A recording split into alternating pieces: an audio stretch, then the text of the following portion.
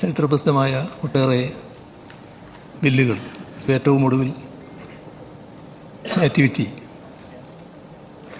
നമ്മുടെ രാജ്യത്ത് വലിയ തോതിൽ ഒരു വിഭാഗം ആളുകളിൽ ആശങ്ക നിലനിൽക്കുന്നൊരു കാലമാണിത്.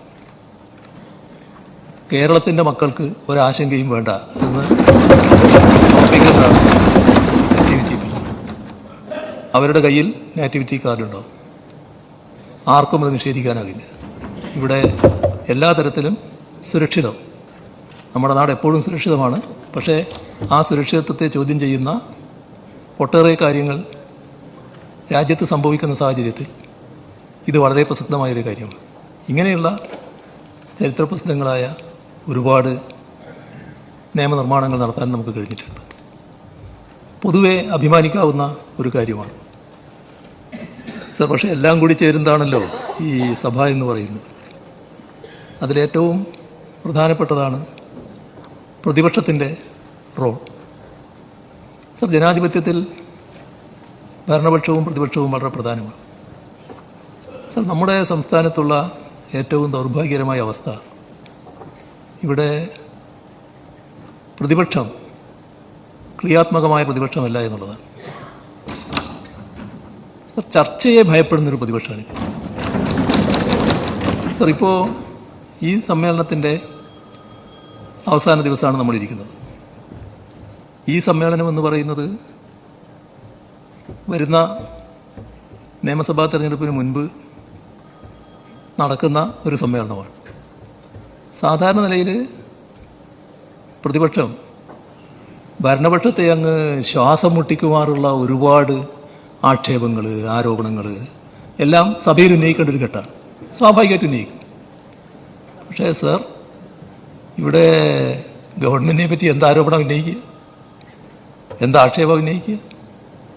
അപ്പോൾ അത്തരത്തിലൊന്നും ഉന്നയിക്കാനില്ല എന്നുള്ളത് കൊണ്ട് അവർ പൂർണ്ണമായി തന്നെ സഭ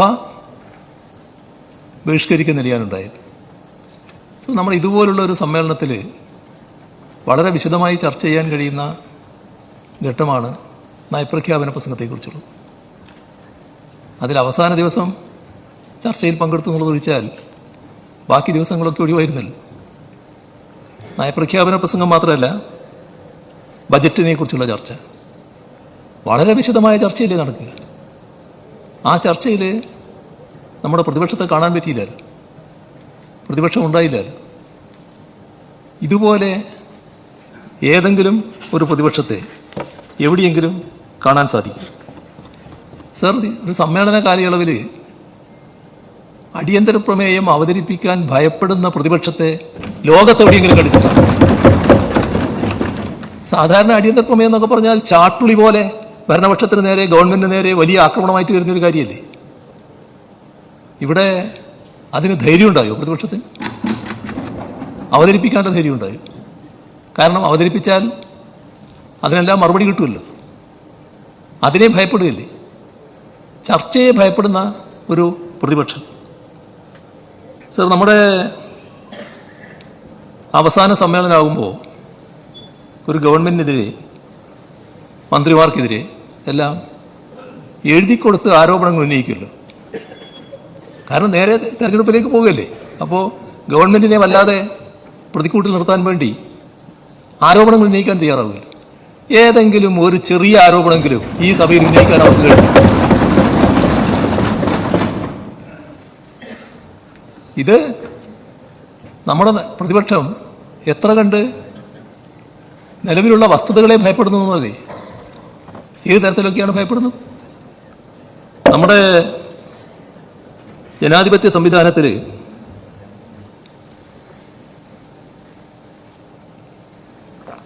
ഒരു ഗവൺമെന്റിനെ ഏറ്റവും അധികം വിഷമിപ്പിക്കാൻ കഴിയുന്ന ഒരു കാര്യമാണ് നാട്ടിലാകെ വലിയ പ്രചരണമൊക്കെ നടത്തുമ്പോൾ അതെല്ലാം കൂടി സഭയിൽ കൊണ്ടുവന്ന് ഗവൺമെന്റിനെ അലക്കുക, ഗവൺമെന്റിനെ വലിയ തോതിലുള്ള ആക്ഷേപങ്ങൾ കൊണ്ട് മൂടുക, അതിനൊക്കെ പറ്റി അവിശ്വാസ പ്രമേയം അവതരിപ്പിക്കുക.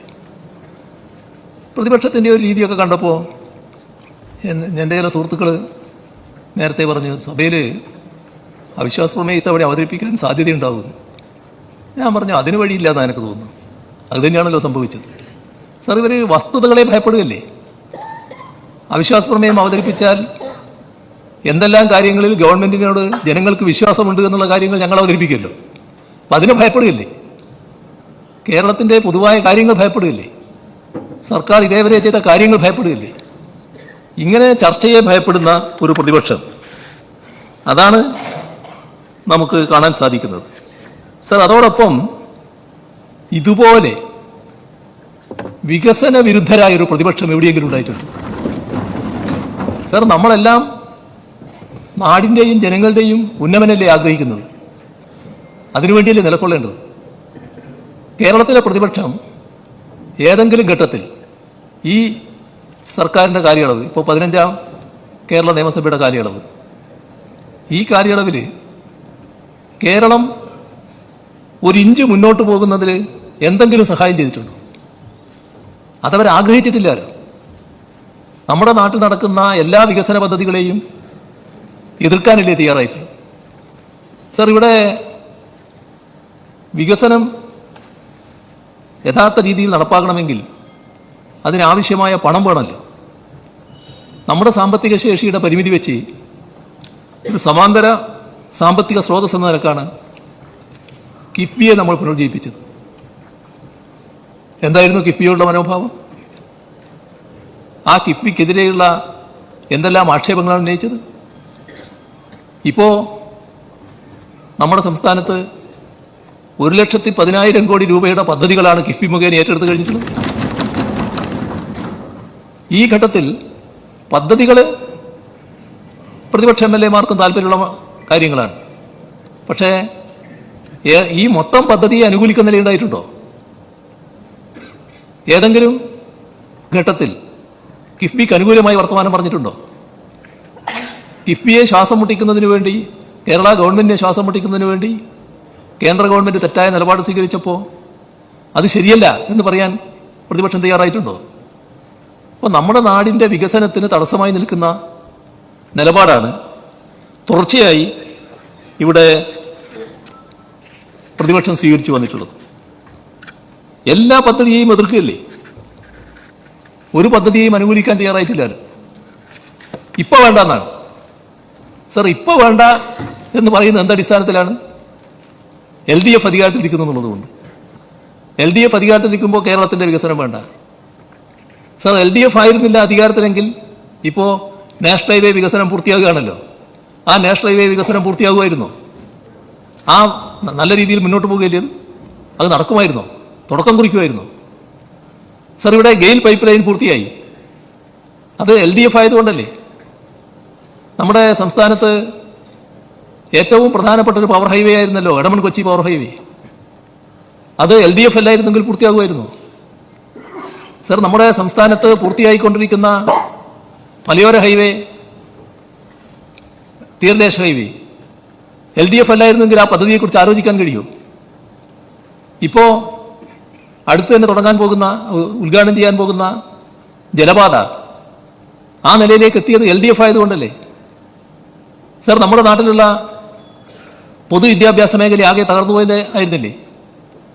ഇന്ന് കേരളം ഇന്ത്യ രാജ്യത്തിന് അഭിമാനിക്കാവുന്ന ഒരു സംസ്ഥാനമായി പൊതുവിദ്യാഭ്യാസ കാര്യത്തിൽ നിൽക്കുകയല്ലേ? അത് LDF ആയതുകൊണ്ടല്ലേ? ആരോഗ്യരംഗം 2016 തകർന്നു പോയതായിരുന്നില്ലേ? ഇന്ന് ലോകം തന്നെ അത്ഭുതത്തോടെ നോക്കിക്കാണുന്ന ഒരു സംസ്ഥാനമായി കേരളം മാറിയില്ലേ? അത്തരം നേട്ടങ്ങളല്ലേ നമ്മൾ നേടുന്നത്? അത് LDF ആയതുകൊണ്ടല്ലേ? ഉന്നത വിദ്യാഭ്യാസ മേഖലയുടെ ഹബ്ബായി കേരളം മാറിക്കൊണ്ടിരിക്കുന്നു. സർ, അത് LDF ആയതുകൊണ്ടല്ലേ? വ്യാവസായിക രംഗം, നിക്ഷേപ സൗഹൃദ കാര്യത്തിൽ ഇന്ത്യയിൽ 1-ാം സ്ഥാനത്ത് കേരളം നിൽക്കുന്നു. തുടർച്ചയായി 1-ാം സ്ഥാനം നേടുന്നു. അത് LDF ആയതുകൊണ്ടല്ലേ? സർ, ഇതൊക്കെ ആലോചിക്കാൻ കഴിയുമോ ഈ പ്രതിപക്ഷത്തിന്? പ്രതിപക്ഷത്തിന് അങ്ങനെയൊരു കാര്യങ്ങൾ നീക്കാൻ കഴിയുമോ? സർ, നമ്മുടെ സംസ്ഥാനത്തെ കാർഷിക രംഗം അഭിവൃദ്ധിപ്പെട്ടിരിക്കുന്നു. LDF ആയതുകൊണ്ടല്ലേ? നേരത്തെ തകർന്നു കിടക്കുകയായിരുന്നില്ലേ? സർ, നമ്മുടെ സംസ്ഥാനത്ത് പാലുൽപാദനം ഏറെക്കുറെ സ്വയം പര്യാപ്തതയിലേക്ക് എത്തുന്നു. LDF ആയതുകൊണ്ടല്ലേ? എന്തെല്ലാം മാറ്റങ്ങൾ, ഏതെല്ലാം തരത്തിലുള്ള മാറ്റങ്ങൾ!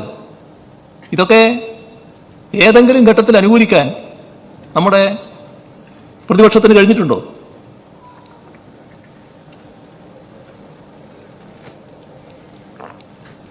സർ, ഏറ്റവും പ്രധാനം നാടിനോടൊപ്പം നിൽക്കണ്ടേ? കേരളത്തിന് വേണ്ടി ശബ്ദമുയർത്തണ്ടേ? ഇപ്പോൾ കേന്ദ്ര ഗവൺമെന്റ് നമ്മുടെ സംസ്ഥാനത്തെ സാമ്പത്തികമായി ഞെരുക്കാനുള്ള നടപടികൾ സ്വീകരിച്ചു. എത്രമാത്രം വിവേചനപരമായിട്ടാണ് കേരളത്തോട് പെരുമാറിയത്? സർ, നമ്മുടെ സംസ്ഥാനം വലിയ ദുരന്തങ്ങൾ നേരിടേണ്ടി വന്നല്ലോ. ഏതെല്ലാം തരം ദുരന്തം? ഓക്കി, 2018 മഹാപ്രളയം, 19 അതിരൂക്ഷമായ കാലവർഷക്കെടുതി, തൊട്ടു പിന്നാലെ കോവിഡ്, ഇപ്പോൾ ഏറ്റവും ഒടുവിൽ മുണ്ടക്കൈ ചൂർമല. ഈ എല്ലാ കാര്യങ്ങളും ഒന്ന് എടുത്തു നോക്കിയാൽ ഏതെങ്കിലും ഘട്ടത്തിൽ നമ്മുടെ സംസ്ഥാനത്തിന് അർഹമായ സഹായം നൽകാൻ കേന്ദ്ര ഗവൺമെന്റ് സന്നദ്ധമായോ? അങ്ങേയറ്റം കുറ്റകരമായ നിലപാടല്ലേ സ്വീകരിച്ചത്? ആ കുറ്റകരമായ നിലപാട് സ്വീകരിക്കുമ്പോൾ നമ്മൾ ഒറ്റക്കെട്ടായി അതിനെതിരെ നിൽക്കണ്ടേ? കേരളത്തിന്റെ ആവശ്യമില്ലേ? കേരളം തകർന്നു പോകില്ലേ? ആ തകരാതെ രക്ഷിക്കണ്ടേ കേരളത്തെ? എല്ലാവരും കൂടി ഒന്നിച്ച് നിന്നുകൊണ്ടല്ലേ അതിന് ശ്രമിക്കേണ്ടത്? ഏതെങ്കിലും ഘട്ടത്തിൽ നമ്മുടെ പ്രതിപക്ഷത്തിന് നിൽക്കാൻ കഴിഞ്ഞോ? നമ്മുടെ പ്രതിപക്ഷം ആ ഘട്ടത്തിലും സർക്കാരിനെ കുറ്റപ്പെടുത്താനല്ലോ നോക്കിയത്. കേന്ദ്ര ഗവൺമെന്റ് ന്യായങ്ങളോടൊപ്പാണല്ലോ നിന്നത്. നമ്മുടെ പാർലമെന്റിൽ അണിനിരന്നിട്ടുള്ള UDF-ന്റെ എംപിമാർക്ക് അവരിൽ ആർക്കെങ്കിലും ഒരാൾക്ക് കേരളത്തിന് വേണ്ടി ശബ്ദിക്കാൻ കഴിഞ്ഞോ? കേന്ദ്ര ഗവൺമെന്റ് തെറ്റായ കാര്യങ്ങൾ ചെയ്യുമ്പോൾ, കേരളത്തെ അവഗണിക്കുമ്പോൾ ഇത് ശരിയല്ല എന്ന് പറയാൻ പറ്റിയോ? കേരളത്തിന് അർഹമായത് ചോദിക്കാൻ കഴിഞ്ഞോ? എന്തേ അവരുടെ നാക്ക് അനങ്ങാതിരുന്നത്? എന്തുകൊണ്ടാണ് അങ്ങനെ ഒരു നിലപാട് വരുന്നത്? സർ, ഇത് നമ്മുടെ പ്രകൃതി ദുരന്തവുമായി ബന്ധപ്പെട്ട സഹായത്തിൻ്റെ കാര്യമാണെങ്കിൽ കേരളത്തെ സാമ്പത്തികമായി ഞെരുക്കാനുള്ള ഒട്ടേറെ നടപടികളാണല്ലോ കേന്ദ്ര ഗവൺമെന്റ് ഭാഗത്തുനിന്നുണ്ടായത്. അതിലൊന്ന്, നമുക്ക് ഒരു സംസ്ഥാനം എന്ന നിലക്ക് ലഭിക്കേണ്ട കേന്ദ്ര വിഹിതം ന്യായമായത് ലഭിച്ചോ? അർഹതപ്പെട്ടത് നിഷേധിച്ചില്ലേ? ജനസംഖ്യാനുപാതികമായിട്ട് പോലും തന്നില്ലാലോ. ശബ്ദിക്കണ്ടേ? ഈ സംസ്ഥാനത്തുള്ളൊരു മുന്നണി ശബ്ദിക്കാൻ തയ്യാറാകണ്ടേ? സർ, 2016 വരെയുള്ള അനുഭവം എടുത്താൽ 1980 ശേഷം മാറി മാറി അധികാരത്തിൽ വന്നൊരു മുന്നണിയാണല്ലോ ഇത്. അതിന് മുൻപുള്ള കാലം എടുത്താൽ കുറെ അധികം കാലം അധികാരത്തിലിരുന്നൊരു മുന്നണിയാണല്ലോ അത്. ഈ കേരളത്തിൽ നിരവധി കാലം അധികാരത്തിലിരുന്ന ഒരു മുന്നണിക്ക് കേരളത്തിൻ്റെതായ പ്രശ്നങ്ങൾ ഉന്നയിക്കാൻ പറ്റുന്നില്ല. അതുമായി ബന്ധപ്പെട്ട് കാര്യങ്ങൾ അവതരിപ്പിക്കാൻ പറ്റുന്നില്ല. കേന്ദ്ര ഗവൺമെന്റിനോട് പറയാൻ പറ്റുന്നില്ല. കേരളത്തെ ശ്വാസം മുട്ടിക്കാൻ നോക്കുമ്പോൾ അതിൽ ശബ്ദിക്കുന്നില്ല. സർ, LDF-നോടുള്ള രാഷ്ട്രീയ വിരോധം വെച്ച് നമ്മുടെ സംസ്ഥാനത്തെ ശ്വാസം മുട്ടിക്കുന്ന നിലപാട് സ്വീകരിക്കുന്ന കേന്ദ്ര ഗവൺമെന്റിനെ ന്യായീകരിക്കാവൂ? അതിനല്ലേ തയ്യാറായത്? നമ്മുടെ സംസ്ഥാനത്തിന് സ്വാഭാവികമായി എടുക്കാനുള്ള കടം, ആ കടമെടുക്കുന്നതുമായി ബന്ധപ്പെട്ട് എന്തെല്ലാം തെറ്റായ കാര്യങ്ങളാണ് ഇവർ പ്രചരിപ്പിച്ചുകൊണ്ടിരുന്നത്, ഇപ്പോഴും പ്രചരിപ്പിക്കുന്നത്. നമ്മളെന്തോ ഭീമമായ കടക്കണിയിലാണെന്ന് വരുത്താനാണല്ലോ ശ്രമം. വസ്തുതയാണോ അത്? നുണയല്ലേ അത്? നമ്മുടെ വിഭവശേഷി വെച്ചാൽ, നാം വരുത്തിയ വർധന വെച്ചാൽ നല്ല മികവാർന്ന നിലയിലല്ലേ കേരളം നിൽക്കുന്നത്. മറ്റ് സംസ്ഥാനങ്ങളുമായി താരതമ്യപ്പെടുത്തിയാൽ നമ്മൾ ഭീമമായ കടമുള്ളവരല്ലോ. പക്ഷേ നമ്മുടെ കടം വെട്ടിക്കുറച്ചപ്പോൾ അതിനെതിരെ അക്ഷരം സംസാരിക്കാൻ തയ്യാറില്ല. സംസ്ഥാനത്തിൻ്റെ വിഹിതം, സംസ്ഥാനവും കേന്ദ്രവും കൂടി നടപ്പാക്കുന്ന പദ്ധതികളിൽ സംസ്ഥാന വിഹിതം വർദ്ധിപ്പിച്ചപ്പോൾ അതിനെതിരെ ശബ്ദിക്കാൻ തയ്യാറായോ? കേരളത്തെ ബാധിക്കുന്ന നിരവധി പ്രശ്നങ്ങൾ ഏതെങ്കിലും ഒന്നിൽ ഇവിടെ പ്രതിപക്ഷം കേന്ദ്ര ഗവൺമെന്റിനെതിരെ സംസാരിച്ചോ?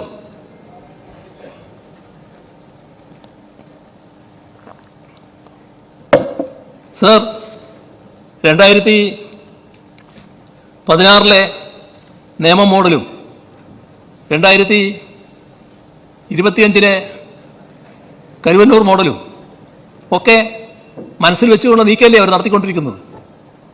അതിൻ്റെ ഭാഗമായിട്ടല്ലേ കേന്ദ്ര ഗവൺമെന്റിനെതിരെ ശബ്ദിക്കാൻ തയ്യാറാകാത്തത്? ഏതെങ്കിലും ഒരു പ്രതിപക്ഷം ഇത്തരമൊരു നിലപാട് സ്വീകരിക്കുമോ? സർ, നമ്മുടെ കേന്ദ്ര ഗവൺമെന്റിന്റെ നടപടികൾക്കെതിരെ വലിയ തോതിലുള്ള പ്രതിഷേധം കേരളത്തിന്റെ ഭാഗത്ത് ഉയർന്നു വന്നു. കേരളത്തിൽ പ്രതിഷേധം ഉയർന്നു, രാജ്യ തലസ്ഥാനത്ത് പ്രതിഷേധം ഉയർന്നു. ഭരണപക്ഷം എന്ന നിലക്ക് ഞങ്ങൾ അഭ്യർത്ഥിച്ചല്ലോ പ്രതിപക്ഷത്തോട്, നിങ്ങളും കൂടി സഹകരിക്കണം. സഹകരിക്കാൻ തയ്യാറായോ? എന്തുകൊണ്ടാണ് സഹകരിക്കാത്തത്? എന്താണ് ഇവരെ വിലക്കുന്നത്? കേരളത്തിന് വേണ്ടി ഒന്നിച്ചു നിൽക്കാൻ പറ്റണ്ടേ? ഒന്നിച്ചു നിൽക്കാൻ കഴിഞ്ഞില്ലാലോ. ഇതല്ലേ കേരളത്തിൽ പ്രതിപക്ഷം സ്വീകരിക്കുന്നില്ല? സർ, ഇവിടെ നമ്മൾ കാണേണ്ടത് ബി ജെ പിക്ക് നേതൃത്വം കൊടുക്കുന്ന RSSന്റെ മനസ്സിന് ചെറിയ തോതിലുള്ള വിഷമമുണ്ടാക്കുന്ന കാര്യം പോലും ചെയ്യാൻ കേരളത്തിലെ UDF തയ്യാറല്ല. സർ, എത്ര പരിഹാസ്യമായ നിലയാണ് കഴിഞ്ഞ 12-ാം തീയതി നടന്നത്. 12-ാം തീയതി രാജ്യമാകെ പണിമുടക്കി. എല്ലാ കേന്ദ്ര ട്രേഡ് യൂണിയനുകളും കൂടിയാണ് പണിമുടക്കിയത്. എന്തേ കേരളത്തിൽ കോൺഗ്രസും UDFും അവരുടെ തൊഴിലാളി സംഘടനകളോട് മാറി നിൽക്കാൻ പറഞ്ഞത്? കേരളം വിട്ടാൽ ദ്രോഹിച്ച പണിമുടക്ക്, കേരളത്തിൽ സഹകരിക്കാൻ പാടില്ല. സർ, ഇവിടെയാണ് BJPക്കും RSSനും മനസ്സിന് നേരിയ മുഷിച്ചിൽ പോലും ഉണ്ടാകരുത് എന്ന നിർബന്ധം ഇവിടുത്തെ കോൺഗ്രസ് നേതൃത്വത്തിനും UDF നേതൃത്വത്തിനും ഉണ്ട് എന്നത് നാം കാണേണ്ടത്. നമ്മുടെ നാട്ടിൽ ഇന്ന് ഏറ്റവും പ്രധാനപ്പെട്ട ഒരു ദിവസമാണ്. 5 ലക്ഷം വീട് നമ്മുടെ ലൈഫ് പദ്ധതിയുടെ ഭാഗമായി പൂർത്തിയായതിന്റെ പ്രഖ്യാപനം. നാടാകെ സന്തോഷിക്കുന്ന ഘട്ടമാണല്ലോ. സർ, ആ ലൈഫ് പദ്ധതിയെ പോലും എതിർത്തവരല്ലേ നിങ്ങൾ? അതിനെപ്പോലും എതിർത്ത് കളഞ്ഞില്ലേ? 2021 തെരഞ്ഞെടുപ്പ് നേരിടുമ്പോൾ UDF കൺവീനറല്ലേ പരസ്യമായി പ്രഖ്യാപിച്ചത് ഞങ്ങൾ അധികാരത്തിൽ വന്നാൽ ഈ ലൈഫ് പദ്ധതി റദ്ദാക്കുമെന്ന്? എന്താണ് നിങ്ങളുടെ മുൻഗണന? നിങ്ങളുടെ മുൻഗണന ആഗോളവൽക്കരണ നയത്തിന്റെ ഭാഗമായുള്ള മുൻഗണനയാണ്. ആഗോളവൽക്കരണ നയത്തിന്റെ ഭാഗമായുള്ള മുൻഗണന കോർപ്പറേറ്റുകൾക്കാണ്. പാവപ്പെട്ടവരെ അതിന്റെ ഭാഗമായി പരിഗണിക്കുന്നില്ല. അതുകൊണ്ടാണ് നമ്മുടെ രാജ്യം തന്നെ ഏറ്റവും കൂടുതൽ ദരിദ്രരുള്ള രാജ്യമായി മാറിയിട്ടുള്ളത്. എന്നാൽ അതിൽ നിന്ന് വ്യത്യസ്തമായ നയം ഞങ്ങൾ LDF നടപ്പാക്കുന്നു എന്നുള്ളത് കൊണ്ടാണ് ഈ സംസ്ഥാനം അതിദാരിദ്ര്യമുക്തമായത്. LDF അല്ലായിരുന്നുവെങ്കിൽ അങ്ങനെ ഒരു സംഭവം നടക്കുമോ? സർ, അതിദാരിദ്ര്യമുക്തം എന്ന പ്രഖ്യാപനം കേരളം നടത്തുന്നതിന് മുൻപ് അതിനുശേഷം ഏതെങ്കിലും ഒരു സംസ്ഥാനം അത്തരം ഒരു പ്രഖ്യാപനത്തിലേക്ക് പോയി അത്തരം ഒരു നടപടിയിലേക്ക് നീങ്ങിയിട്ടുണ്ടോ? അവിടെയാണ് LDF വേറിട്ട് നിൽക്കുന്നത്, തീർത്തും വ്യത്യസ്തമായി നിൽക്കുന്നത്. ജനങ്ങളെ, പാവപ്പെട്ടവരെ, അവരുടെ പ്രശ്നങ്ങളാണ് ഏറ്റവും പ്രധാനമായി LDF കാണുന്നത്. അത് ഇവർക്ക് കാണാൻ സാധിക്കുമോ? സർ, നമ്മുടെ നാടിന്റെ ഏറ്റവും പ്രധാനപ്പെട്ട ഒരു ഭാഗമാണല്ലോ പ്രവാസികൾ. കേരളത്തിന്റെ അഭിവൃദ്ധിയെക്കുറിച്ച് ആര് പറയുമ്പോഴും ഭൂപരിഷ്കരണത്തിന്റെ പങ്ക് പറയും, പ്രവാസികളുടെ പങ്കിനെ കുറിച്ചും പറയും. സർ, ആ പ്രവാസി സഹോദരങ്ങൾ എത്രമാത്രം അഭിമാന വിജൃംഭിതരായി നമ്മൾ കേരള സഭ രൂപീകരിച്ചപ്പോൾ. ഇന്ത്യയിൽ ആദ്യത്തെ ഒരു സംഭവം, അവരുടെ പ്രതിനിധികളും നിയമസഭാംഗങ്ങളും പാർലമെന്റ് അംഗങ്ങളും എല്ലാം കൂടിയുള്ളൊരു സഭ. സർ, എന്തൊരു മനോഭാവമാണ് UDF കാണിച്ചത്. ഈ കഴിഞ്ഞ കുറേ സമ്മേളനങ്ങൾ അവർ ബഹിഷ്കരിച്ചുകൊണ്ടിരിക്കുകയല്ലേ. എന്താണ് അവരുടെ പ്രവാസികളുള്ള മനോഭാവം? പ്രവാസി സഹോദരങ്ങളെ എങ്ങനെയാണ് കാണുന്നത്? ഇതെല്ലാം കേരളത്തിലെ പ്രതിപക്ഷത്തിന്റെ പ്രത്യേകതയാണ് നാം കാണുന്നത്. സർ, സർക്കാരിനെതിരെ വസ്തുതകളൊന്നും അവതരിപ്പിക്കാനില്ല, അതുകൊണ്ട് നിയമസഭയിൽ നൊളിച്ചോടുന്നു. പക്ഷേ നുണകൾ അവതരിപ്പിക്കാൻ ആരുടെയും സമ്മതം വേണ്ടാലോ. വ്യാപകമായ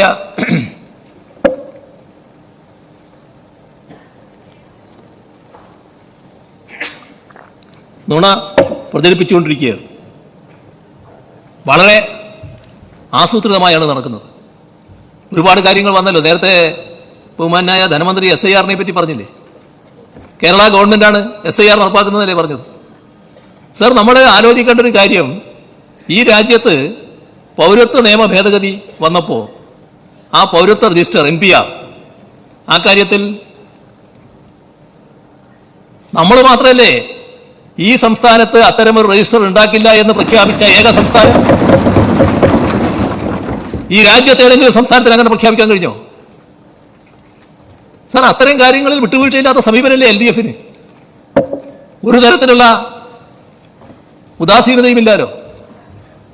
പൂർണ്ണമായും നമ്മുടെ നാടിന്റെ ചരിത്രത്തിന്റെ ഭാഗമായി തന്നെ LDF സ്വീകരിച്ചു വന്ന നിലപാടുകളുണ്ടല്ലോ. അത് ന്യൂനപക്ഷങ്ങളെ കൈയൊഴിയലല്ലോ. ന്യൂനപക്ഷങ്ങൾക്ക് ആശങ്കയുയരുന്ന ഘട്ടത്തിൽ ആ ന്യൂനപക്ഷത്തെ ചേർത്ത് പിടിക്കുന്ന സമീപനല്ലേ സ്വീകരിച്ചിട്ടുള്ളത്? സർ, അതുകൊണ്ടല്ലേ ഈ 10 വർഷക്കാലം നമ്മുടെ സംസ്ഥാനത്ത് ഒരു തരത്തിലുള്ള വർഗീയ കലാപമോ വർഗീയ സംഘർഷമോ ഇല്ലാത്തത്? എന്തുകൊണ്ടാണ് അങ്ങനെ വന്നത്? എല്ലാ വർഗീയ ശക്തികളെയും ഒരേ തരത്തിലാണ് കാണുന്നത്. വർഗീയതയോട് വിട്ടുവീഴ്ചയില്ലാത്ത സമീപനം. ആ സമീപനം സ്വീകരിക്കാൻ പ്രതിപക്ഷത്തിന് കഴിയോ? അവരതിൻ്റെ കൂടെ ചാരി നിൽക്കുകയല്ലേ? ഏതെങ്കിലും ഒന്നിൻ്റെ കൂടെ ചാരി നിൽക്കുകയല്ലേ? ഏതെങ്കിലും ഒരു വർഗീയതയുടെ കൂടെ ചാരി നിന്നാൽ വർഗീയ പ്രശ്നങ്ങൾ അവസാനിക്കുമോ? വർഗീയതയെ വർഗീയതയായി കണ്ടുകൊണ്ട് നേരിടണം. അതുകൊണ്ടാണ് ഈ 10 വർഷക്കാലം തികഞ്ഞ ശാന്തിയും സമാധാനവും നമ്മുടെ നാട്ടിൽ നിലനിൽക്കുന്നത്. സർ, വർഗീയ സംഘർഷം മാത്രമല്ല, ചില മതവിഭാഗങ്ങളിൽ ചില വ്യത്യസ്ത അഭിപ്രായങ്ങളുടെ മേലെ ഒരുപാട് പ്രശ്നങ്ങൾ നേരത്തെ ഉണ്ടായിരുന്നു. ഈ കഴിഞ്ഞ 10 വർഷമായിട്ട് അതിന് ഏതെല്ലാം തരത്തിലുള്ള ശമനം വന്നു, എന്തെല്ലാം മാറ്റങ്ങൾ വന്നു. ഇപ്പൊ അങ്ങനെയുള്ള കാര്യങ്ങൾ നമുക്ക് കേൾക്കേണ്ടതായി വരുന്നുണ്ടോ? സർ, അതൊക്കെ LDFന്റെ പ്രത്യേകതയാണ് എന്ന് നാം കാണണം. അപ്പോ അത്തരം കാര്യങ്ങളെ വക്രീകരിക്കാൻ നുണകൾ പ്രചരിപ്പിക്കുക. യാഥാർത്ഥ്യം നാട്ടുകാരുടെ മുന്നിലെത്തുമ്പോഴേക്ക് നുണ നല്ലതുപോലെ വ്യാപിച്ചു കഴിയുമല്ലോ. സത്യം ചെരിപ്പിടുമ്പോഴേക്ക് നുണ ലോകം ചുറ്റിക്കഴിയുന്നല്ലേ ഒരു ചൊല്ല്. അതിന് വരെ ഗീബൽസിനെ തോപ്പിച്ചിരിക്കുകയാണ്. ഗീബൽസിനേക്കാളും മിടുക്കരായി മാറിയിരിക്കുന്നു. ആ തരത്തിലാണ് നുണകൾ പ്രചരിപ്പിച്ചുകൊണ്ടിരിക്കുന്നത്. അതിന്റെ ഭാഗമായാണ് ഒരു ഉദാഹരണം SIR പറഞ്ഞത്. സർ, ഞങ്ങൾ നുണകളെയൊന്നും ആശ്രയിക്കുന്നവരല്ല. ഞങ്ങൾക്ക് വസ്തുതകളാണ് പ്രധാനം. ആ വസ്തുതകളും യാഥാർത്ഥ്യങ്ങളും നാടിന്റെ മുന്നിൽ അവതരിപ്പിക്കുകയാണ്. നാടിനെ ഏതെല്ലാം രീതിയിൽ അഭിവൃദ്ധിപ്പെടുത്താൻ കഴിയും എന്നുള്ളതാണ് ഞങ്ങൾ നോക്കിയിട്ടുള്ളത്. തികഞ്ഞ സംതൃപ്തി ഈ 15ാം കേരള നിയമസഭയുടെ സമാപന സമ്മേളനത്തിലേക്ക് എത്തുമ്പോൾ ഞങ്ങൾക്കുണ്ട്. ഞങ്ങളാൽ ആകാവുന്ന വിധം നാടിനെ നല്ല രീതിയിൽ ഉയർത്താനും വളർത്താനും സാധിച്ചിട്ടുണ്ട് എന്ന സംതൃപ്തി തന്നെയാണ്.